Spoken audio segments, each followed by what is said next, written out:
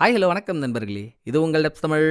இன்னைக்கு நம்ம 2025 ரிலீஸ் ஆன டிடெக்டிவ் கயன் த ஹெட்லெஸ் ஹாரர்ன்ற ஒரு வியட்நாமீஸ் டிடெக்டிவ் ஹாரர் மூவியை தாங்க பார்க்க போறோம். போன வீடியோல தான் ஒரு டிடெக்டிவ் படம் போட்டோம். திரும்ப அடுத்து அதே மாதிரி இன்னொரு படம் பண்ணணுமா அப்படின்னு யோசனை வந்துச்சுதான். உங்களுக்கு தெரியாது இல்லைங்க, அப்ப பிடிச்சி நம்ம கிரைம் த்ரில்லர் டிடெக்டிவ் இப்படியே தானே சுத்திட்டு இருக்கோம். அதான நம்ம சேனலோட தனித்தன்மையும் கூட. அப்படி இருக்கப்போ இந்த மாதிரி ஒரு மிரட்டலான படத்தை பார்த்துட்டு அதை போடாம என்னால கடந்து போக முடியலங்க. நான் வேற உங்கள்ட்ட கருத்தெல்லாம் கேட்டு ரொம்ப நாள் ஆச்சுல்ல. எப்படிங்க இந்த ஜேர்னல்லே படம் போடுறது உங்களுக்கு ஓகேவா? இல்ல வேற வேற ஜேர்னல்ல போடணும்னாலும் சொல்லுங்க, அதுக்கேத்த மாதிரி பார்த்து பண்ணிக்கலாம். உங்க கருத்தை இந்த வீடியோவோட கமெண்ட்லயும் சொல்லுங்க.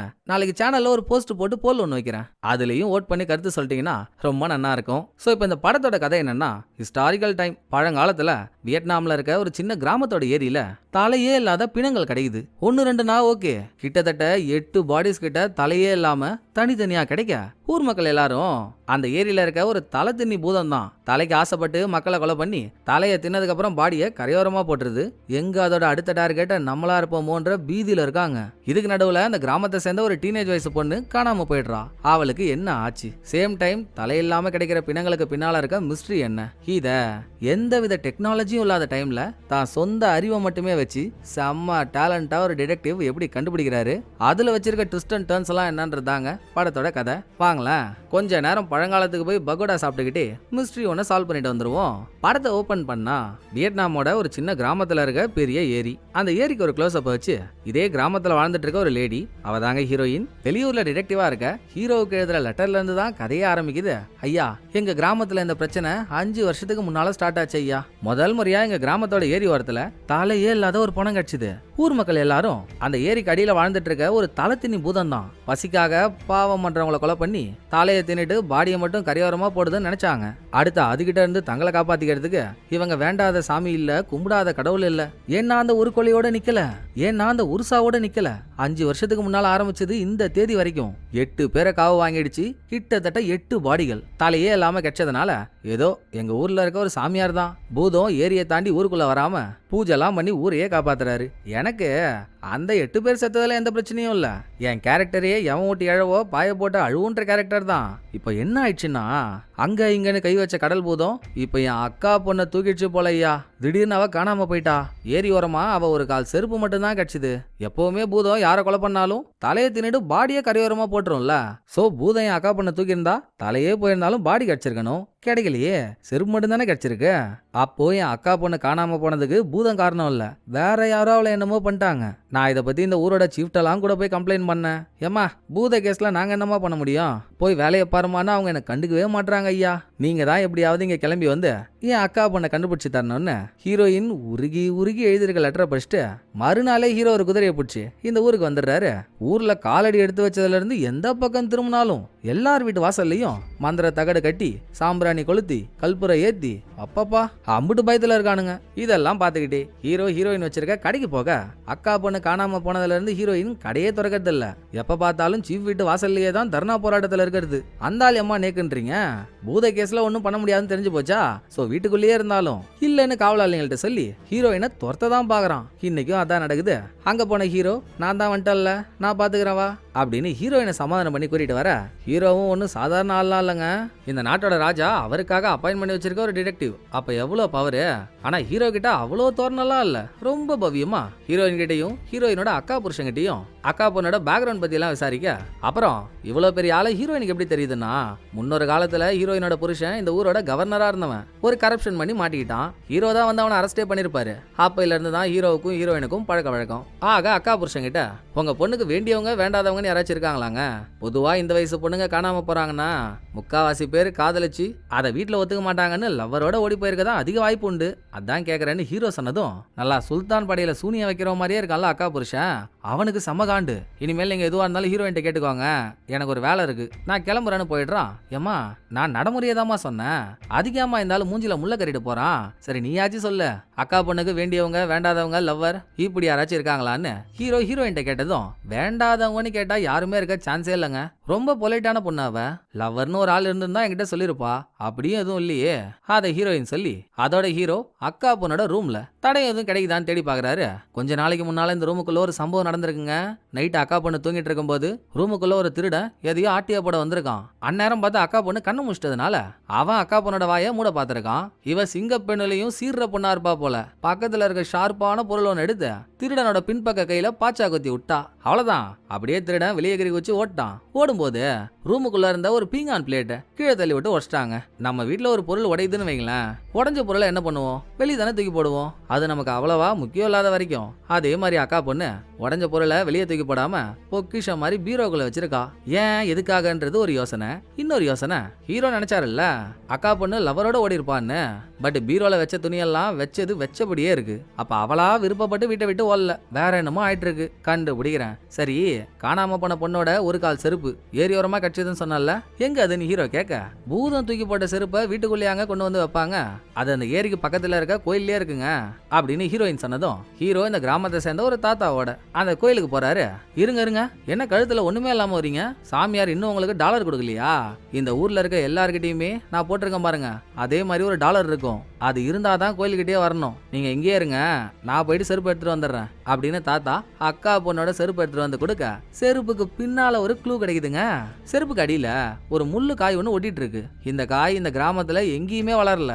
அப்படி இருக்கப்போ இது எங்க இருந்து செருப்புல வந்து ஒட்டுச்சு? அதை ஹீரோ கண்டுபிடிக்கிறதுக்குள்ள கூட இருக்க தாத்தா தலை தண்ணி பூதத்தை பத்தி கதை கதையா சொல்லிட்டு இருக்காரு. சாதாரணமா நினைக்காதீங்க, தண்ணி எங்கெல்லாம் இருக்கோ அந்த பூதமும் அங்க இருக்கும். மக்கள்லாம் தண்ணிய பார்த்தாலே கிட்ட போக பயப்படுவாங்க அப்படின்னு தாத்தா நல்லா புளிச்சு போன புழுங்கரிசி உருண்ட மாதிரி இருந்துகிட்டு, அருந்ததி மனோரம் ஆட்சி கணக்கா அன்னைக்கு அவன் விட்ட குரல்ல இந்த கந்தர்வ கோட்டை சமஸ்தானமே ஆடி போயிடுச்சு. இந்த அளவுக்கு பில்டப் கொடுத்துட்டு இருக்க. ஆனாங்க இத உண்மையாக்குற மாதிரி இன்னொரு பக்கம், சீஃப் நம்ம ஒரு ஆளை பத்தி சொல்லிட்டு இருந்தோம்ல, சீஃபுக்கு ஒரு பொண்ணு இருக்கா. அந்த பொண்ணு அவ வீட்டு பாத்ரூம்ல குளிக்கிறதுக்காக ட்ரம்ல தண்ணியெல்லாம் வச்சுட்டு தலையை கழுவிட்டு இருக்கா. அப்ப ட்ரம்ல இருக்க தண்ணி தானா வடிஞ்சு கீழே ஊத்திக்கிட்டே இருக்கு. பயத்தோட இவ கிட்ட போனா திடுக்குன்னு ட்ரம்முக்குள்ள இருந்து ஒரு பூதத்தோட கை வந்து அவ கைய பிடிக்குது. அந்த பொண்ணுக்கு வேற திடீர்னு மூக்குல இருந்து சொட்டு சொட்டா ரத்தம் வந்துகிட்டே இருக்கு.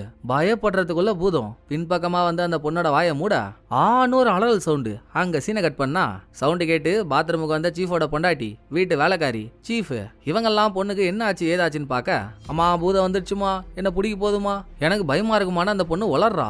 இந்த சீன் முடிய திரும்ப ஹீரோ இந்த ஊரோட சாமியார்ட்ட போக, நானும் இந்த ஊர் மக்களுக்காக எவ்வளவோ பூஜைலாம் பண்ணிட்டாங்க, பூதத்தோட நிறைய பேச கூட ட்ரை பண்ணிட்டேன், ஆனா அது உயிர் பலி மட்டும் தாங்க கேட்டுட்டு இருக்கு. இந்த கிராமத்துல நீங்க சேஃப்டியா இருக்கணும்னா நான் கொடுக்குற டாலரையும் பூஜை பொருளையும் உங்க வீட்டுல வைங்க, அப்பதான் உசுருக்கு உத்தரவாதம் இருக்குன்னு சாமியார் அதெல்லாம் கொடுக்க, உங்க அன்புக்கு ரொம்ப நன்றி, ஆனா எனக்கு இது மேலலாம் நம்பிக்கை இல்ல. நான் இப்போ உங்களை பார்க்க வந்ததே காணாம போன பொண்ணோட கால் செருப்புல நான் இந்த முள்ளுக்காய பார்த்தேன். கிராமத்துல இது எங்கேயும் முளைக்கல, இது வேற எங்க இருக்குன்னு உங்களுக்கு தெரியுமா அப்படின்னு ஹீரோ கேட்கவே, நல்லா தெரியுமே, இந்த ஊருக்கு ஒதுக்குப்புறமா ஃபால்ஸ் ஒன்று இருக்கும், அங்கதான் இந்த காயெல்லாம் வளரும்னு சாமியார் சொல்ல, உட்ரா நடராஜா சர்வீஸ்னு ஹீரோ ஃபால்ஸ் நோக்கி நடந்து போயிட்டு இருக்கும்போது, நீ என் கூட வந்தா ரிஸ்க் வேணாம் வராதன்னு ஹீரோயின்ட்ட சொல்லிட்டாரு. அதையும் மீறி நான் வந்தே தீர்வேன்னு அவ ஹீரோவை ஃபாலோ பண்ணி அடம் பிடிக்க, சரி வா போவோன்னு ரெண்டு பேரும் ஃபால்ஸ் கிட்ட வராங்க. சாமியார் சொன்ன மாதிரி முள்ளுக்காய் செடியெல்லாம் அங்கதாங்க இருக்கு. சோ அக்கா பொண்ணு டெஃபினட்டா இங்க வந்திருக்கா. இது இல்லாம தரையில ரத்த கரை இருக்கிறதையும் ரெண்டு பேர் பார்க்க, ஐயோ போச்சு என் அக்கா பொண்ணுக்கு என்னமோ ஆயிடுச்சு பாருங்க எவ்வளோ ரத்தம் அப்படின்னு ஹீரோயின் ரத்தத்தை பார்த்ததும் பதற ஆரம்பிச்சிடுறா. அட இராமா, இதுல என்ன அக்கா பொண்ணோட ரத்தம்னு பேரா எழுதி வச்சிருக்கு, யாரோட ரத்தமா வேணும்னா இருக்கலாம், கொஞ்சம் வெயிட் பண்ணு, இப்பதானே ஒரு ஒரு அடியவா எடுத்து வைக்கிறோம். உன் அக்கா பொண்ணு இங்க வந்திருக்காதான், ஆனா ஆள் நடமாட்டமே இல்லாத இந்த இடத்துக்கு அவ எதுக்காக வரணும்? அதை தெரிஞ்சுக்கணும்னா உன் அக்கா பொண்ணோட வாழ்க்கையை பத்தி முழுசா நான் தெரிஞ்சுக்கிட்டாகணும். ஆக்சுவலா உன் அக்கா அவங்க புருஷனை விட்டு ஓடி போயிட்டாங்க தானே, எப்படி அதுன்னு ஹீரோ ஒரு அதிர்ச்சியான கேள்வியை கேட்க, இப்பதான் நீங்களே வெளியூர்ல இருந்து வரீங்க, உங்களுக்கு எப்படிங்க அது தெரியும் அப்படின்னு ஹீரோயின் கண்ணை சொல்லட்டுனா, நான் தான் உன் வீட்டுல பார்த்தனே, உன் அக்கா செத்து போயிருந்தா பூஜை பண்றதுக்காக அவங்க படத்தை வீட்டுல வச்சிருந்திருப்பீங்க, ஆனா இல்ல, பிளஸ் அக்கா பொண்ணு லவரோட ஒரிட்டானதும் அக்கா புருஷனோட மூஞ்சே மாறிச்சு, பொண்டாட்டி மாதிரியே பொண்ணும் போயிட்டாளான்ற தோரணையில இதை வச்சு கூட கண்டுபிடிக்கலனா எப்படி? சரி நீ மேட்ரு சொல்லுன்னு ஹீரோ கேட்டதோட ஒரு பிளாஷ்பேக் ஆரம்பிக்குது. அக்கா பொண்ணு சின்ன வயசா இருக்கும் போதேங்க, சின்ன வயசுனா குழந்தையா இருக்கும் போதே அக்கா அவங்களுக்கு பிடிச்ச வேற ஒருத்தவனோட வீட்டை விட்டு ஓட்டாங்க. ஊரே பேச ஆரம்பிச்சிருச்சு, அவ யாரோட ஓடி போனாலோ அவங்க ரெண்டு பேருக்கும் பிறந்த குழந்தை தான் இவ. அக்கா புருஷன்லாம் மானஸ்தனாச்சு, இவன் எப்படி வேற ஒரு ஆளோட குழந்தைய வளர்ப்பான்? அப்படி இப்படின்னு அந்த ஆளை ஏத்தன உசுப்புல அவன் அக்கா பொண்ண பொண்ணா பாக்குறதே நிறுத்திட்டான். அப்புறம் ஹீரோயின் தான் அக்கா ஓடி ஓடி போயிருந்தா என்ன, அக்கா பொண்ணு நம்ம பொண்ணு மாதிரி அப்படின்னு குழந்தையில இருந்தே அந்த பொண்ணு எடுத்து வளர்த்துருக்கா. சடனா ஹீரோயின் வேலை தேடி வெளியூருக்கு போக வேண்டியதா போச்சு. 7-8 வயசா இருக்கும்போது அவளை அப்படியே தனியா தவிக்க விட்டு போயிட்டாங்க. இவ ஓடி போனவ பொண்ணுன்றதுனால ஊர்ல யாருமே அவளை கூட சேர்த்துக்கல. அப்பா கிட்டயாச்சும் பாசமா இருக்கலாம்னு ட்ரை பண்ணா இவ எவ்வளவு பாசமா இருந்தாலும் அந்த ஆளு வாழ்க்கை மாதிரி எரிஞ்சு உழுந்துகிட்டே தான் இருக்கான். இப்படியே நாட்கள் கடந்து அந்த பொண்ணு பெரிய பொண்ணும் ஆயிடுறா. ஹீரோயின் ஊரை விட்டு போறதுக்கு முன்னால அக்கா பொண்ணு குழந்தையா இருக்கும்போது அவ போட்டிருந்த வளையல் ஒண்ண அக்கா பொண்ணுக்கு கிஃப்டா கொடுத்துருப்பா. ஹீரோயின் வர வரைக்கும் அதையே பார்த்து அக்கா பொண்ணு ஏக்கப்பட்டு இருக்க ஒரு கட்டத்துல ஹீரோயின் வந்துடுறா. திரும்ப மந்தையில இருந்து பிரிஞ்ச 2 ஆடுங்களும் சந்தோஷமா சேர்ந்துருச்சு. அதுல அவன் கண்ணை வச்சானோன்னு தெரியல. இப்ப அந்த பொண்ணை காணோம். எப்படியோ அக்கா பொண்ணு இந்த ஃபால்ஸுக்கு வந்திருக்கா. இங்க இருந்து ஏரிக்கு அடிச்சுட்டு போற தண்ணியில அக்கா பொண்ணோட செருப்பு தவறி விழ போய் தான் செருப்பு ஏரி ஓரமா வந்திருக்கு. அது வரைக்கும் தெரிஞ்சு போச்சா? மிச்சத்தை நாளைக்கு பார்த்த பொண்ணு ஊரே 8 மணிக்கெல்லாம் அடங்கிடுது. ஹீரோவும் அவர் தங்கியிருக்க இடத்துக்கு போய் அக்கா பொண்ணோட ரூம்ல இருந்து உடஞ்ச பீங்கான் பிளேட் ஒன்று கிடைச்சது இல்ல, அதை சேர்த்து வச்சு பார்த்துட்டு இருக்காரு. பிளேட்டுக்கு பின்னால அதை யாரு செஞ்சாங்களோ அவங்க பேர் இருக்குங்க. ஃபுல்லா இல்ல, ஒரு பீஸ் மிஸ் ஆகுது. சோ பேரோட பாதி மட்டும் தெரியா. இதை ஹீரோ பார்த்துட்டு இருக்கும் போது எப்படி சீஃப் பொண்ணோட மூக்குல இருந்து ரத்தம் வந்துச்சோ அதே மாதிரி ஹீரோவோட மூக்குல இருந்து ரத்தம் வர தொடச்சி தூக்கி போடுறதுக்குள்ள வீட்டு ஜன்னல் ஓபன் ஆகி வெளியே வந்துட்டு இருக்க மழை தண்ணி வீட்டுக்குள்ள வந்ததும் வீடே புகமண்டலமா மாறுது. நிதானத்துக்கு வந்தா ஹீரோ இருக்கிறது அக்கா பொண்ணு எந்த ஃபால்ஸுக்கு போனாலும் அங்க ஆளே ரணக்கொடூரமா இருக்கா. அவளை பார்த்துட்டு இருக்கும் போதே அவ தலை ஹீரோவோட கையில இருக்கு. ஓ மை காடுன்னு திடுக்குன்னு ஹீரோ கண்ண முழிச்சா எல்லாம் கனவு. சே, செத்த நேரத்துல நம்மளே பயமுறுத்திட்டானுங்களே. எங்கடா அந்த சாமியார் கொடுத்த சாம்பிராணி, எட்ரா பொட்டிய கொல்தரா வத்திய அப்படின்னு ஹீரோக்கே பயமாயிடுச்சு. சாமியார் கொடுத்த வத்திய கொளுத்தி ஒரு வழியா நைட்டை கடந்துடுறாரு. அடுத்த நாள் அக்கா பொண்ணோட கடை மார்க்கெட்ல எங்க இருக்கோ அதுக்கு ஆப்போசிட்ல கடை வச்சிருக்க வேற ஒரு லேடி கிட்ட ஹீரோவோட விசாரணை ஆரம்பமாகுது. அக்கா பொண்ணு என்னைக்கு காணாம போனாலோ அன்னைக்கு எல்லாருக்கும் முன்னாலையும் பேக வேகமா கடையை மூடிட்டு இங்க இருந்து எந்த பக்கம் நடந்து போனா அந்த ஃபால்ஸ் வருமோ அந்த டைரக்ஷன் நோக்கி நடந்து போனாலாம். இதை விட இன்னொரு முக்கியமான மேட்டர் என்ன தெரியுங்களா? அக்கா பொண்ணு கடையை மூடுறதுக்கு முன்னால அவ கடைக்கு சீஃபோட பொண்ணு ஒருத்திய பாத்திருந்தமே அவ வந்திருக்கா. 2 பேருக்குள்ள ஏதோ ஒரு சண்டை நடந்த மாதிரி தூரத்துல இருக்க இந்த லேடிக்கு தெரிஞ்சதா சொல்ல அடுத்து அவகிட்ட போனா அவ ஒத்துக்கிறா. ஆமா, நான் அவளை திட்டினா பின்ன ட்ரெஸ்ஸை தச்சு கொடுக்கறது தானே வேலை. நான் இந்த கலர் ட்ரெஸ்ஸை தச்சு கொடுறேன்னு சொன்னா அவ இஷ்டத்துக்கு ஒரு கலரை தச்சு எடுத்துட்டு வரா. கடுப்பாவமா ஆவாதா? சோ கடைக்கு போய் ஏன்டி இப்படி பண்ணன்னு கத்திட்டு இதுக்கு நான் காசுலாம் தரமாட்டேன்னு சொன்னேன். நீ தரலனா என்ன, நீ கல்யாணம் பண்ணிக்க போற மாப்பிள்ளை கிட்ட காசு வாங்கிக்கிறதா அவ சொன்னா இப்படின்னு சீஃபோட பொண்ணு ஒரு கதையை சொல்லி முடிக்க மாப்பிள்ளையை தேடி அவன் வீட்டுக்கும் போறாங்க. அவன் ஒரு அனாத ஆலமரம் புறம்போக்கு புளிய மரம் போலங்க. வீடே தங்க மாட்டானா. எப்ப வீட்டுக்கு வருவான் போவான்னு அவன் அப்பாவுக்கே தெரியல. பரவாயில்ல இருக்கட்டும், உங்க பையன் இந்த பீங்கான் பொருள்லாம் தயாரிக்கிற வேலை தானே பாக்குறான். அவன் ரெடி பண்ண பீஸ்ல எதையாச்சும் அவனை பார்க்க முடியுமா அப்படின்னு ஹீரோ கேட்டு மாப்பிள்ளையோட அப்பா அதை எடுக்கிறதுக்கு ரூமுக்குள்ள போறாரு. எப்படி பகவானே, அவன் இந்த தொழில் தான் பண்றான்னு உங்களுக்கு எப்படி தெரியும்? கரெக்டா கேட்டிருக்கீங்க அப்படின்னு ஹீரோயின் அதிர்ச்சியாக. ஒன்னும் இல்லம்மா, மாப்பிள்ளையோட பேர் இதானே. அக்கா பொண்ணோட ரூம்ல பீங்கான் பிளேட் ஒன்று உடஞ்சிருந்தது இல்ல, அதுக்கு பின்னால நான் பாதி பேரை மட்டும் பார்த்தேன். அதை பார்க்கும்போது மாப்பிள்ளையோட பாதி பேர் மாதிரியே தெரியுதுமா. கன்ஃபார்ம் பண்ணிக்கு தான் கேட்டேன், பொருள் வரட்டும் அப்படின்னு பேசிட்டு இருக்கும் போதே மாப்பிள்ளையோட அப்பா அவன் ரெடி பண்ண ஒரு பீங்கான் பொருளோட வராரு. திருப்பி பார்த்தா ஹீரோ கெஸ் பண்ணது கரெக்ட் தான். அதுல இருக்க அதே பேர் தான் அக்கா பொண்ணோட ரூம்ல கிடைச்ச அந்த உடஞ்ச பீங்கான் பொருளே இருந்திருக்கும். சோ மாப்பிள்ள அக்கா பொண்ணுக்கு அந்த பொருளை கொடுத்துருக்கான். இனிமேல் அவனை பிடிச்சாகணும்ல. அவன் இங்கதான் ஊரோரமா இருக்க ஒரு மூங்கில் காட்டுக்குள்ள அந்த வேலையை பார்த்துட்டு இருக்கான். சோ அங்க அவனை தேடி போகும்போது நடுவுல ஒரு ஈ காக்கா கூட கண்ணில் தென்படலைங்க. கொரோனா தாக்கின கோட்டை மாதிரி ஆளே இல்லாத ஒரு இடம் இருக்கு. உள்ள என்ன ஆபத்து அந்த வேலை வருமோ, கூட நீயும் வந்தா சரி வராதுமா, நீ இங்கே இரு, நான் மேல போயிட்டு வந்துடுறேன்னு ஹீரோ கத்தியோட மேல போக அங்க இருட்டான ரூமுக்குள்ள காணாம போன அக்கா பொண்ணு பின்னால ஒரு பலத்த பாதுகாப்போட நிக்கிறா. அந்த உருவத்தை பாக்கணுமே, சா சா சா சா நல்லா நீல திமிங்கலத்துக்கும் நிலத்து தவளைக்கும் சேர்ந்து பிறந்த மாதிரி கொடூரமா இருக்கு. மறண்டு போய் ஹீரோ கத்தியை தூக்கிறதுக்குள்ள இதோ ஒரு சவுண்டு கேட்க முன்னால இருந்த 2 பேருமே மறைஞ்சு போயிடுறாங்க. அப்புறம் அந்த ரூமுக்குள்ள ஒரு பணத்தை பாயில போட்டு சுத்தினா என்ன மாதிரி ஷேப் இருக்கும் அத மாதிரி ஒன்ன பார்த்துட்டு ஹீரோ ஓபன் பண்ண போகும்போது வெளியே ஹீரோயின் கத்துறா. ஒரே ஜம்பு தான், ஏகிரி குதிச்சு போய் ஹீரோயினை பயமுறுத்தினவன் கழுத்துல கத்திய வச்சா அவன் தான் இவங்க தேடி வந்தா மாப்பிள்ளை. பிளஸ் மேல பாய்க்குள்ளே எதையோ சுத்தி வச்சிருக்க மாதிரி ஹீரோ பார்த்தாருல்ல, அது ஒண்ணுமே இல்ல, வெறும் பஞ்சு. ஏண்டா வைக்க பொருள வளர்ந்த வைப்பர் பாம்பு, உனக்கும் அக்கா பொண்ணுக்கு என்ன சம்பந்தம்? நீ ரெடி பண்ண பீங்கான் பிளேட் ஒன்னையே அவன் வீட்டுல இருக்கு, ஆளே இல்லாத இங்க நீ என்ன பண்ற அப்படின்னு ஹீரோ கேள்வியா கேட்க அவன் எதிரே பார்க்காத ஒரு கதையை சொல்றான்.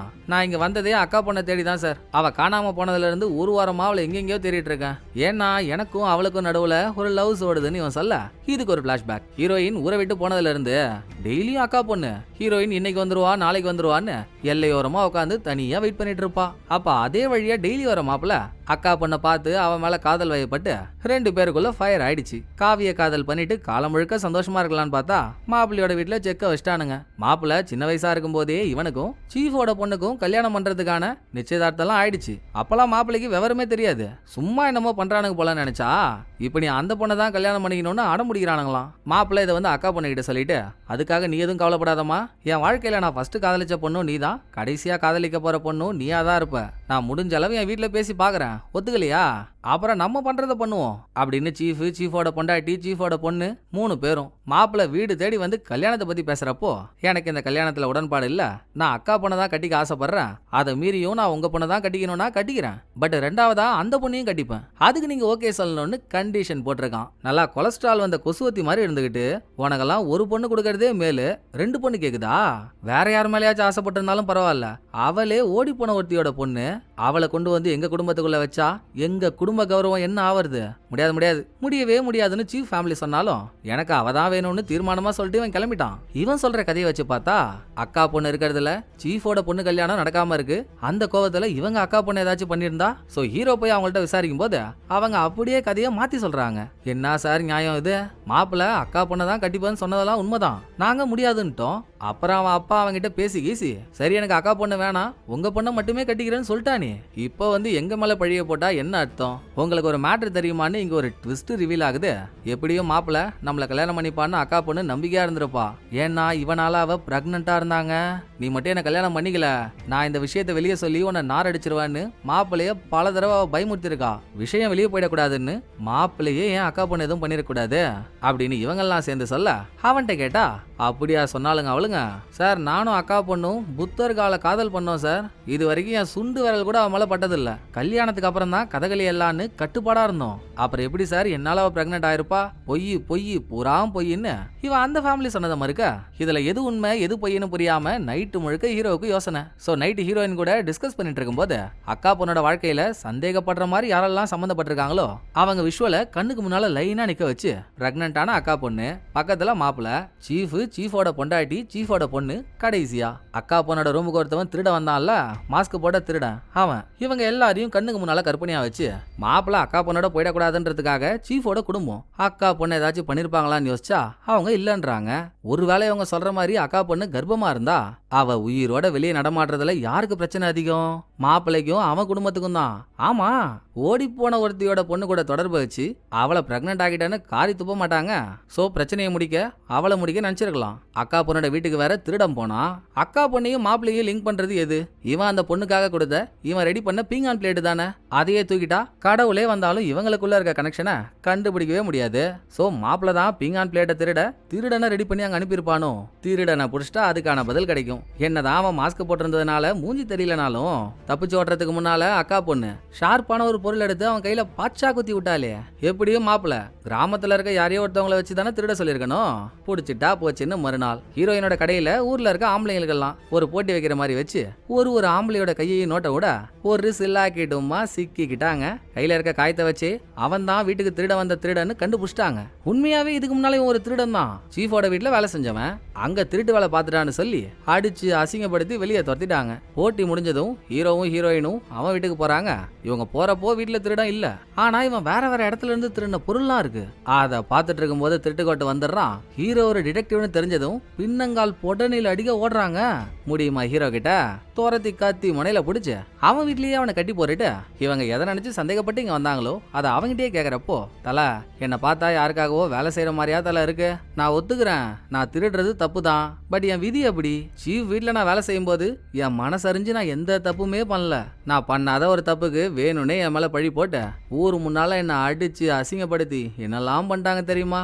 அப்பையில இருந்து நான் ஒரு திருட்டு பையனை முத்திர குத்தி எனக்கு ஒரு பையன் வேலை தரல, வைத்த கழுவ வேற வழி இல்லையேன்னு சொல்லிட்டு தான் வீடு வீடா போய் திருடுறேன். பெருசா கூட திருட மாட்டேன் தல, ஏதோ என் தகுதிக்கு ஏத்த மாதிரி காலி டப்பா பேஸ்ட் டப்பா அப்படின்னு தான் திருடுவேன். அக்கா பொண்ணோட வீட்டுக்கு கூட அந்த மாதிரி ஏதாச்சும் தேர்தான்னு பார்க்க தான் போனேன். கண்ணு முன்னால நகடப்பா ஒன்று இருந்துச்சா, எடுத்துட்டு வந்துட்டேன்னு திருடன் சொல்லி இவங்கிட்ட இருக்க அந்த நகடப்பாவை செக் பண்ணா அக்கா பொண்ணு சின்ன வயசா இருக்கும்போது ஹீரோயின் வளையல் ஒன்று கிஃப்டா கொடுத்தால, அந்த வளையல் அதுல இருக்கு. யோசிச்சு பார்த்தா இவன் சொல்றது கரெக்டா தானே இருக்கு. மாப்பிள்ள பீங்கான் பிளேட் எடுக்க அவனை அனுப்பி வச்சிருந்தா, போனதுமே அவனோட குறிக்கோள் அந்த பிளேட் மேலதான் இருந்திருக்கும். அதை அவன் கண்டுக்கவே இல்லையே. அப்ப இவன் உண்மையதான் சொல்றான் போல. இருந்தாலும் திருட்டு பண்றது தப்பாச்சே. சோ உன்னை சீஃப் கிட்ட புடிச்சு கொடுக்க போறேன்னு ஹீரோ சொல்றப்போ, ஐயோ வேற வேணையே வேணாம், என்னை யார்கிட்ட வேணா ஒப்படைங்க, அவங்கிட்டயா ஒப்படைக்கிறீங்க, ஏற்கனவே என்ன நாசம் பண்ணிட்டான், தயவு செஞ்சு அவங்கிட்ட மட்டும் விட்டுறாதீங்க. உண்மையாவே எனக்கு அக்கா பொண்ணை பத்தி எதுவும் தெரியாது, நீங்க வேணும்னா விஷயம் தெரிஞ்ச சீஃபோட பொண்டாட்டிகிட்ட போய் கேட்கலாம்ல அப்படின்னு சைக்கிள் கேப்ல இவன் ஹைப் ஏத்துற மாதிரி ஒரு ட்விஸ்ட கொடுக்க, இல்ல புரியல, ஏன் அவகிட்ட போய் கேட்கணும், என்ன கதை தெளிவா சொல்லுன்னு ஹீரோ கேட்டா, நான் அன்னைக்கு நைட்டு அக்கா பொண்ணோட ரூமுக்கு திருட போனான்ல, அவ என்ன பார்த்துட்டு நான் வெளியே தப்பிச்சு ஓடும்போது சீஃபோட பொண்டாட்டி அக்கா புருஷனை ரகசியமா வந்து மீட் பண்ணாங்கன்னு சொன்னவன் 2 பேருக்குள்ள அஃபைர் இருந்திருக்கலாம். அது அக்கா பொண்ணுக்கு தெரிய போய் ரகசியம் வெளியே வந்துட கூடாதுன்றதுக்காக அவளை கொண்டு இருக்கலாம் இல்லையா. இப்படி ஒரு மேட்டரை திருடன் கிளப்பி விட்டதும் ஃபர்ஸ்ட் போய் அக்கா புருஷனை தான் பிடிக்கிறாங்க. நடந்த கதையை சொல்றியா இல்ல நல்லி எலும்ப உடைக்கவான்னு மாட்டிக்கிட்டாச்சு, உண்மையை சொல்லிதானே ஆகணும். சோ அக்கா புருஷனும், சேச்சா நீங்க நினைக்கிற மாதிரி அது ஒன்றும் அஃபைர்லாம் இல்லைங்க, அப்பையில இருந்தே எனக்கு அவ தெரிஞ்சவ, பெரிய இடம்ல, அவளுக்கு ஏதாச்சும் வேலையாகணும்னா என்கிட்ட வருவா, நான் முடிச்சு கொடுத்தா அதுக்கு எனக்கு கொஞ்சம் காசு கொடுப்பா. அன்னைக்கும் அப்படிதான் என் வீட்டுக்கு வந்து, என்னடா உன் பொண்ணு, என் பொண்ணுக்கும் மாப்பிள்ளைக்கும் கல்யாணம் பண்ணி வைக்கலான்னு பார்த்தா உன் பொண்ணு குறுக்க வந்து நிக்கிறா, எதுவும் கேட்க மாட்டியா நீ வேற நிறைய கடன்ல இருக்கல்ல, இந்த காசை புடி, இனிமேல் மாப்பிள்ளை சைட்ல உன் பொண்ணு வரவே கூடாது, நீ அவளை மிரட்டுவியோ திட்டுவியோ அடிப்பியோ பார்த்து இருந்துக்கோன்னு இந்த ஹெல்ப் கேட்டு போயிருக்காங்க. இருந்தாலும் மாப்பிள்ளைய மறந்துடுன்னு அக்கா பொண்ணை போட்டு அடிச்சு வெளுத்திருக்கான். நல்லா அபூர்வம் ஆந்த மாதிரி இருந்துகிட்டு, நீ எல்லாம் ஒரு அப்பனாடா, அந்த பொண்ணு உன்னை எவ்வளவு நேசிச்சா, பதிலுக்கு நீ நேசிக்கலனாலும் பரவாயில்ல, அவளை காயப்படுத்தாமலாச்சும் இருந்திருக்கலாம்ல உன்னெல்லாம் அப்படின்னு இங்க கழுவி ஊத்தின ஹீரோயின் ஹீரோவோட சேர்ந்து எவிடன்ஸோட போய் சீஃப் ஃபேமிலியை மடக்குறாங்க. சீஃபோட பொண்டாட்டி அக்கா புருஷன்ட்ட போய் டீல் பேசினது இல்லையே, மாப்பிள்ளை என் பொண்ணை கல்யாணம் பண்ணிக்கிறேன்னு சொல்லிட்டான், அக்கா பொண்ணை விடுறன்னு சொல்லிட்டான் அப்படின்னு இவங்க சொன்னது போயின்னு அர்த்தமாயிடுச்சுல்ல. சோ ஹீரோ பாயிண்ட்களை பறக்க விடுறாரு. மாப்பிள்ளை கடைசி வரைக்கும் அக்கா பொண்ணு தான் வேணும்னு சொன்னதுனால உனக்கு கடுப்பு, அக்கா பொண்ணோட கடைக்கு போய் ஏன்டி ஏன் ஆளை என்கிட்ட இருந்து பறிக்க பாக்குற அப்படின்னு சண்டை போட்டிருக்க. அதைத்தான் எதிர் கடைக்காரி பார்த்துருக்கா. கூட்டம் அதிகமா இருந்ததுனால உன் கோவத்தை முழுசா காட்ட முடியல, அதனால கடை முடிஞ்சதுக்கு அப்புறம் ஆள் நடமாட்டம் இல்லாத அந்த ஃபால்ஸுக்கு வா, அங்க பேசிக்கலாம்னு சொல்லிட்டு நீ கிளம்பிட்ட. நீ சொன்ன மாதிரியா அவங்க வந்ததும் இருந்த கோவத்துல அவளை கொன்னு போட்டல்ல, அக்கா பொண்ணோட ரத்த கறிய நான் அங்க பார்த்தேன்னு ஹீரோ சொல்லிட்டு இருக்கும்போது சீஃபோட பொண்ணு திணறா. உடனே ஹீரோயின் உள்ள பூந்து, நீ அந்த ஃபால்ஸுக்கு போயிட்டு வந்தடி, வரும்போது ஒரு ஆள் ஒன்ன கையில ரத்த கறியோட பாத்துருக்காங்க, உண்மையை ஒத்துக்கோன்னு சும்மா ஒரு புருடா விட்டதும் அப்போன்னு பார்த்து சீஃப் பொண்ணோட மூக்குல இருந்து ரத்தம் வடியுது. ஹீரோவுக்கு பின்னால அக்கா பொண்ணோட உருவம் பேய் மாதிரி நிக்கிறத பார்த்து பயந்தவ, எல்லாமே அவ தப்பு தான், அவதான் எல்லாத்தையும் பண்ணான்னு ஒரு கதையை ஆரம்பிக்கிறா. ஹீரோ கெஸ் பண்ணது எல்லாம் கரெக்ட் தான். சீஃபோட பொண்ணு சொன்ன மாதிரி அக்கா பொண்ணு ஃபால்ஸுக்கு வந்திருக்கா. ஒரே ஆளுக்காக 2 பேருக்குள்ள சண்டை. சொல்ல போனா அக்கா பொண்ணு சண்டை கூட போடல, அவன் என்ன வேணும்ன்றதுக்கு நான் என்னடி பண்ண முடியும், அவன்கிட்ட என்ன விட்டுருன்னு சொன்னாலும் கேட்க மாட்டான், நீ ஏன் அவனுக்கு பேசி புரிய வைன்னு அக்கா பொண்ணு சொல்லியிருக்கா. ஓ அவன் உன்னை பிடிச்சி தொங்குறான்னதும் நீ என்கிட்டயே தெனாவட்டா பேசுறியா, ஓடி போன ஒருத்திக்கு பிறந்துட்டு உனக்கு இவ்வளோ திமுரு இப்படின்னு பேசி சண்டை வளர்ந்து 2 பேரும் மாறி மாறி அடிச்சுக்க. ஒரு கட்டத்துல சீஃபோட பொண்ணு கீழே கடந்த ஒரு கல் எடுத்து அக்கா பொண்ணோட தலையிலே அடிச்சிருக்கா. அதுல இருந்து வெளியே வந்த ரத்தம் தாங்க, அதனால வந்த ரத்தம் தாங்க ஃபால்ஸ்ல ஹீரோவும் ஹீரோயினும் பார்த்தது. சரி தலையில அடிச்சிட்ட, அப்புறம் என்ன ஆச்சுன்னு கேக்குறப்போ, அப்புறம் என்ன நான் பயந்து போய் ஓடி வந்துட்டேன், எனக்கு வேற எதுவும் தெரியாதுன்னு சீஃப் பொண்ணு சொல்றா. திரும்ப திரும்ப நடிக்காத, அங்க ரத்தம் மட்டும்தான் இருக்கு, அக்கா பொண்ணோட பாடியை காணோம், உண்மையை சொல்லுன்னு எவ்வளவோ கேட்டும் தெரியாதுன்றா. சோ இப்போதைக்கு இவ பண்ண தப்புக்காக இவளை அரெஸ்ட் பண்ணி கூட்டிட்டு போறாங்க. சீஃபோட பொண்டாட்டி பொண்ணு அரெஸ்ட் பண்றாங்களேன்னு கதறுது. ஆனா சீஃப் சரியான மிக்சர் பார்ட்டியா இருப்பாரு போல, இவ்வளவு சம்பவம் நடக்குது, வாயை திறந்து ஒரு வார்த்தை கூட பேசலங்க, கமுக்கமா எல்லாத்தையும் வாட்சா மட்டும் விட்டுட்டு இருக்காப்புல. எப்படியோ தேடிட்டு இருந்த மர்மத்துல பாதியே கண்டுபிடிச்சாச்சு. அக்கா பொண்ணுக்கு என்ன ஆச்சுன்னு தெரிஞ்சு போச்சா, மீதியே தேடணும். அவ பாடி எங்க போச்சுன்னு தெரியலையே, மேபி தலை தண்ணி பூதம் பாடி வந்து எடுத்துட்டு போயிருக்குமா. எதுக்கும் 5 வருஷமா தலை வெட்டப்பட்டு சாவுகளைங்க நடக்குது இல்ல, அதோட ஆரிஜின் எங்க இருந்து தான் ஆரம்பிச்சதுன்னு பாப்போம் அப்படின்னு ஹீரோ ஊர்ல இருக்க இவரோட அசிஸ்டன்ட் கிட்ட அதுக்கான ஃபைல்ஸ் எல்லாம் எடுத்துட்டு வர சொல்லியிருக்காரு. அந்த கேப்ல ஹீரோயின் சாப்பாடு கொடுத்தான்னு சொல்லி ரூம்ல உட்காந்து சாப்பிட்டுட்டு இருக்கப்போ ரூமுக்குள்ள தண்ணி மறுபடியும் அதோட வேலையை காட்ட ஆரம்பிக்குதுங்க. ரூம் ஃபுல்லா ஒரே அமானுஷ்யம். சட்டுன்னு நல்லா அனபெல்லா பேய்க்கு ஆயா கெட்ட போட்ட மாதிரி அப்பவே ஹீரோ ஒரு தலை தண்ணி பூதத்தை பார்த்தாருல்ல, அது ஹீரோவை கொன்னே தீர்வேன்னு முன்னால வந்து நிக்குது. கத்தி எடுத்து சொல்லட்டு வேணா என்ன விட்டுருன்னு ஹீரோ கதறிட்டு இருக்கப்போ கதவை திறந்துகிட்டு ஹீரோவோட அசிஸ்டன்ட் வந்துடுறான். அப்ப ரூமுக்குள்ள யாருமே இல்ல, எல்லாம் மாயமா மறைஞ்சு போச்சு. சரி அது கூட அடிதடியா அப்புறம் வச்சுக்கிறேன், நான் கேட்ட ஃபைல நீ எடுத்துட்டு வந்தியா இல்லையா, எதனாலதான் இந்த சம்பவம் நடக்குதுன்னு ஹீரோ கேட்டதும் எதனாலன்னு குறிப்பா தெரியலங்க, ஆனா 30 வருஷத்துக்கு முன்னால இந்த கிராமத்துல மிக கொடூரமான ஒரு விஷயம் நடந்திருக்கு. ஒரே குடும்பத்தை சேர்ந்த 14 பேரை அவங்க இந்த நாட்டுக்கு துரோகம் பண்ணிருக்காங்க, எதிரி நாட்டுக்காக வேலை செஞ்சிருக்காங்கன்னு யாரோ சில பேர் கொடுத்த இன்ஃபர்மேஷனை வச்சு தேச துரோக குற்றத்துக்காக 14 பேரையும் மக்கள் முன்னிலையில முட்டி போட வச்சு தலைய வெட்டி கொலை பண்ணிருக்காங்க கவர்மெண்ட் சார்பா. ஒருவேளை அதுக்கும் இதுக்கும் தொடர்பு இருக்கோ என்னவோ அப்படின்னு ஹீரோ அப்ப நடந்த கதையை பத்தி ஊர்ல பல பேர்கிட்ட விசாரிச்சு பார்த்தோம், யாரும் அதை பத்தி பேச தயாரா இல்ல. 10 குறைக்கு பூதம் வேற ஹீரோவை துரத்துதா.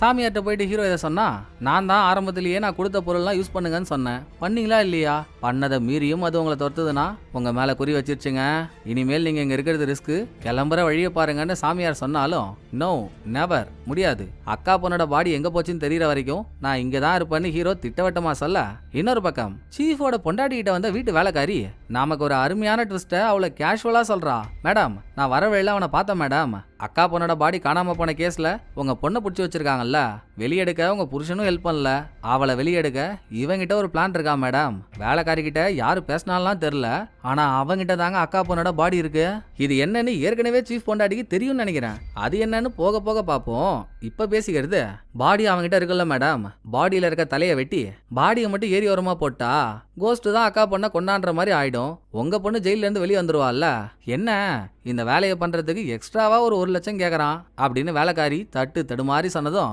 கோக்கா மக்க சீஃபோட ஃபேமிலிய மிரட்டுறதே தப்பு, ஏற்கனவே கொடுத்தது பத்தாதுன்னு எக்ஸ்ட்ரா வரை கேக்குறானா, பணம் என்ன மரத்துலயா காய்க்குது, சரி பொண்ணை காப்பாத்தணுமே கொடுத்து தொலைக்கிறேன் அப்படின்னு சீஃப் பொண்டாட்டி பணம் கொடுத்துட்றாங்க. வேலைக்காரியும் மாஸ்க் போட்ட ஒரு ஆள் கிட்ட காட்டு பகுதியில் போயிட்டு அந்த பணத்தை கொடுக்குறா.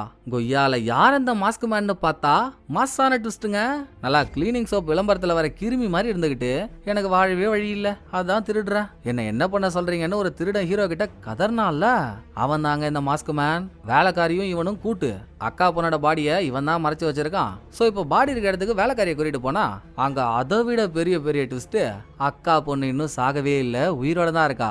அவளை காரிட்டு ஒரு வாரத்துக்கு முன்னால நடந்த பிளாஷ்பேக் போனா சீஃபோட பொண்ணு சாயந்தரம் அந்த ஃபால்ஸுக்கு வா உங்ககிட்ட பேசணும்னு அக்கா பொண்ணை மிரட்டிட்டு போயிட்டாளா. ஃபால்ஸுக்கு போக வீட்டுல இருந்து கிளம்புறப்போ சீஃப் பொண்ணு எங்க போனாலும் வேலைக்காரியும் பின்னாலேயே போகணும், அதுதான் அவளுக்கு கொடுக்கப்பட்ட வேலை, அதெல்லாம் ஒரு அணி வேணாம் நான் பாத்துக்கிறேன் நீ இங்கே இருன்னு சொல்லிட்டு சீஃப் பொண்ணு போனாலும் வேலைக்காரி பின்னாலே ஃபாலோ பண்ணிட்டு வந்துட்டா. ஃபால்ஸ்ல நடந்த சம்பவத்தையும் பார்த்துட்டா. அக்கா பொண்ணை கல்லால அடிச்சு போட்டு சீஃபோட பொண்ணு பயத்துல அங்கிருந்து ஓடினதும் வேலைக்காரி இவ ஆளான திருடன வீட்டுக்கு போய் கையோட கூட்டிட்டு வந்திருக்கா.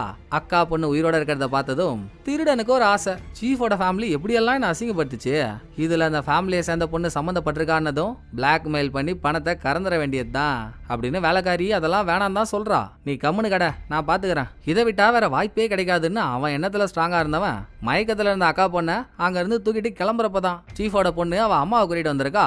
நல்லது தானே நீ அடிச்சு போட்டவள காணோம் அப்படியே ஊத்தி மூடு, இத பத்தி யாருக்கிட்டையும் சொல்லாதன்னு சீஃப் பொண்டாட்டி சந்தோஷமான அடுத்த சீன்லயே திருடன் சொல்லி சீஃப் பொண்டாட்டிட்டு வந்த வேலைக்காரி, மேடம் நான் மார்க்கெட்ல இருந்து வீட்டுக்கு நடந்து வந்துட்டு இருக்கும் போது மாஸ்க் போட்ட யாரோ ஒருத்தவன் என் வாயை பொத்தி தனியா கூட்டிட்டு போயிட்டு என் கழுத்துல கத்திய வச்சு பேசினா மேடம், உங்க பொண்ணு ஃபால்ஸ்ல பண்ணதெல்லாம் அவன் பாத்துட்டானா, உங்க பொண்ணு சாகடிச்ச அக்கா பொண்ணோட பாடி அவன்கிட்ட தான் இருக்கா மேடம், உங்களுக்காக அவன் அந்த பாடியை கிளியர் பண்றானா, அதுக்கு ஒரு 4 லட்ச ரூபா கேக்குறான், அவன் சொல்றதை நீங்க நம்பலனா நாளைக்கு ஏரி ஓரமா வந்து பாப்பீங்களா, அங்க உங்களுக்காக ஒரு அதிர்ச்சி காத்துட்டு இருக்குமா அப்படின்னு திருட என்னெல்லாம் சொல்லி கொடுத்தானோ அதே மாதிரி வேலைக்காரி பேசினதும் நெக்ஸ்ட் டே ஏரியில போய் பார்த்தா அக்கா பொண்ணோட செருப்பை மட்டும் திருடன் போட்டு வச்சிருக்கான். ஓகே அப்ப அவன் சொன்னது உண்மையாதான் இருக்குன்னு அவன் கேட்ட காசையும் சீஃப் பொண்டாட்டி கொடுத்துட்டாங்க. இப்ப அவங்க வீட்டு பொண்ணு மாட்டினதை சாக்கா வச்சு எக்ஸ்ட்ரா கறந்துட்டேன். இவர் பெரிய குயிலுங்க, இவரு கொடுத்த காசுக்கு மேல கூவ மாட்டானா கொய்யா, காசு வாங்கிட்டோம் சொன்ன அக்கா பொண்ணை போட்டு தள்ள போறான்றான். அதான் அப்ப கொஞ்சம் இப்ப கொஞ்சம் இவ்வளவு காசு வந்துருச்சுல்ல, இது போதும்டா வாடா நீ நானும் ஊரை விட்டு போயிடுவோம், அந்த பொண்ணெல்லாம் எதுவும் பண்ணாதரான்னு வேலைக்காரி அழுவுறா புலம்புறா கெஞ்சுறா. பட் திருடனோ நான் தலைகீழாகத்தான் குதிப்பேன்னு அக்கா பொண்ணை நோக்கி கத்திய வாங்குறான். அங்க சீனை கட் பண்ணா. மறுநாள் ஏரி ஓரத்துல தலையே இல்லாம அக்கா பொண்ணோட பாடி கிடைக்குது. ஒரு பக்கம் பொண்ணு போயிட்டாலேன்னு ஹீரோயின் அழுவுறா, இன்னொரு பக்கம் நம்மளால அவளை காப்பாற்ற முடியாம போச்சேன்னு ஹீரோ அழுவுறாரு. ஆனாலும் இந்த சாவு எப்படிதான் நடந்துச்சுன்ற உண்மையை நான் தெரிஞ்சுக்காம விட மாட்டேன்னு பண்ணலான்னு சாமியாரோட சேர்ந்து இதுக்கு முன்னால ஏரி ஓரமா 8 பாடிஸ் கிடைச்சது இல்ல, எல்லா பாடிக்கும் சடங்கு பண்ணி 8 பாடியையும் ஒரே இடத்துல தான் புதைச்சு வச்சிருக்காங்க. ஹீரோ அந்த பாடியெல்லாம் தோண்டி எடுத்து 6000 அடி ஆயிடுறாருங்க. பாடியை தோன்றதுக்கு முன்னால சாமியார் 2-3 சடங்கு பண்ணிட்டு பார்த்து பத்திரம்னு சொல்லிட்டு போனதும் 8 பாடியையும் தோண்டி எடுத்து அதுல எதையோ கண்டுபிடிச்ச ஹீரோ இங்க வீட்டுல ஹீரோயின் தலையில்லாத அக்கா பொண்ணோட பாடியை படுக்க போட்டு படாவா ஃபீல் பண்ணிட்டு இருக்கா. அங்க போன ஹீரோ, நான் சந்தேகப்பட்டது கரெக்டு தாமா, உன் அக்கா பொண்ணை கொலை பண்ணது எல்லாரும் நினைக்கிற மாதிரி பூதம் இல்ல, இப்பதான் நான் பூதத்தால கொல்லப்பட்ட 8 பேரோட பாடியையும் பார்த்துட்டு வரேன். அவங்க தலை வெட்டப்பட்டிருக்கிறத பார்த்தா ரொம்ப கஷ்டப்பட்டு தலையை கடிச்சு கடிச்சே எடுத்தா எப்படி இருக்கும், காயங்கள் அந்த பாடியில அப்படி இருக்கு. ஆனா இந்த பாடியில தலையை வெட்டின காயத்தை பாரு, ஒரே வெட்டுல தலை துண்டா போயிருக்கு. இதோட அந்த பாடிஸ் எல்லாம் தண்ணியில ரொம்ப நேரமா ஊறி அதுக்கப்புறம் தான் கரைக்கே வந்திருக்கு. அக்கா பொண்ணோட பாடியோ கொஞ்ச நேரம் மட்டும்தான் தண்ணியிலே இருந்திருக்கு. சோ இந்த கொலையை பூதம் தான் பண்ணுச்சுன்னு காட்டுறதுக்காக சில மணி நேரம் மட்டும் இவ்வளவு தண்ணிக்குள்ள வச்சுட்டு பாடியை கொண்டு வந்து போட்டிருக்காங்க. யார் இந்த கொலையை பண்ணிருப்பான்னு ஹீரோ யோசிக்க, அப்படியே அந்த பக்கம் ஜெயில இருக்க பொண்ணு போய் பார்த்தா சீஃபோட பொண்டாட்டி, அம்மா எல்லாத்தையும் செட் பண்ணிட்டேன், கொஞ்ச நாள்ல நீ வெளியே வந்துருவ, உனக்கு கொஞ்சமாச்சும் அறிவு வேணா, நீ ஃபால்ஸ்ல இருந்து கையில ரத்த கரியோட வெளியே வந்ததை ஒரு ஆள் பார்த்தான்னு ஹீரோயின் சும்மா சொல்லிருப்பா. ஒரு ஆள் தான் பார்த்தான்னு சொன்னான், அந்த ஆளோட பேரை சொன்னாலா, அதுக்குள்ள ரைம்ஸ் ஒப்பிக்கிற மாதிரி எல்லாத்தையும் ஒப்பிச்சிட்டியே, ஏமா இப்படின்னு சீஃப் பொண்டாட்டி சொன்னதும், இல்லம்மா அன்னைக்கு அவங்க அப்படி சொன்ன உடனே எனக்கு பயமாயிடுச்சு, உண்மையை சொல்லணும்னா நான் அன்னைக்கு அந்த ஃபால்ஸுக்கு போனது இன்னொரு ஆளுக்கும் தெரியுமா அப்படின்னு. வேலைக்காரி தானே, நீங்க எங்க போனாலும் உங்க பின்னாலே நான் வரணும், அதான் என் வேலைன்னு சொன்னா. சோ இவ வேலைக்காரியை கோத்து விட்டுறா, அப்படியா விஷயம், தோ வச்சுக்கிறான்ல அப்படின்னு சீஃப் பொண்டாட்டி வேலைக்காரியை பிடிச்சி உழுக்குல திருடனும் இவனும் சேர்ந்து என்னெல்லாம் பண்ணாங்களோ பணம் முடங்குதான் அதெல்லாம் பண்ணோன்னு உண்மையை ஒத்துக்கிட்டா. சேம் டைம் இங்க ஹீரோ பாடிக்குள்ள ஒளிஞ்சிருக்க ஒரு பயங்கரமான ட்விஸ்ட கண்டுபிடிக்கிறாரு.